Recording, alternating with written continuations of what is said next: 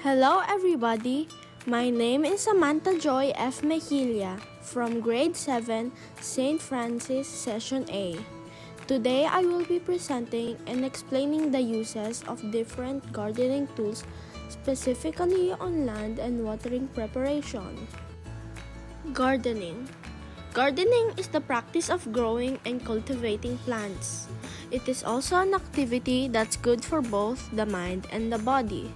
It is also considered by many people to be a fun and relaxing activity and can be enjoyed by people of all ages.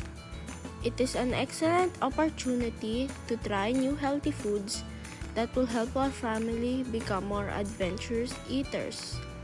Gardening requires some patience, but it's worth it when you get to dig into a plate of your own fresh produce. Make sure that you have the proper tools and gear for a safe gardening.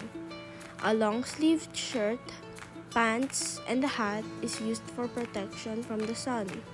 Just getting out in the sunlight can actually improve your mood. When it comes to deciding what to plant, it is best to keep it simple with produce that's easy to grow.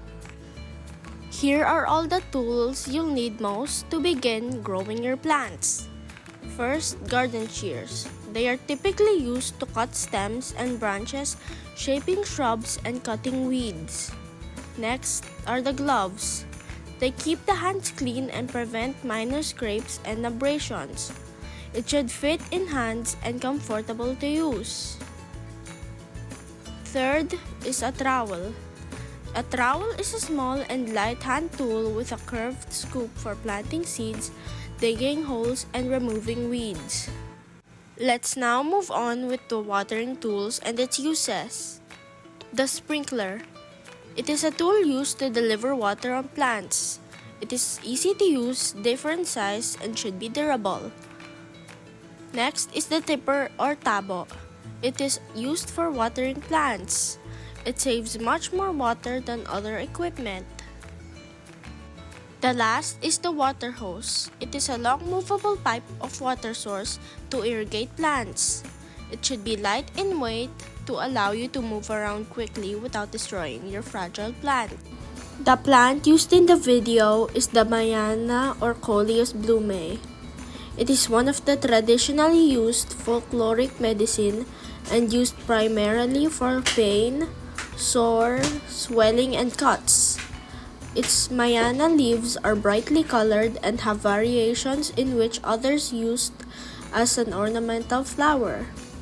This plant can be easily found in almost everybody's backyard. Now I will show you a video demonstrating these tools.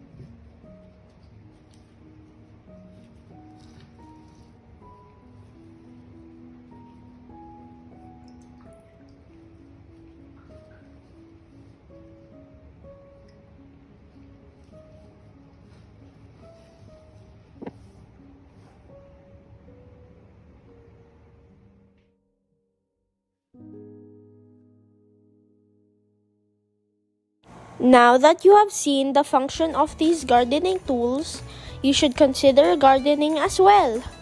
Thank you for watching this video.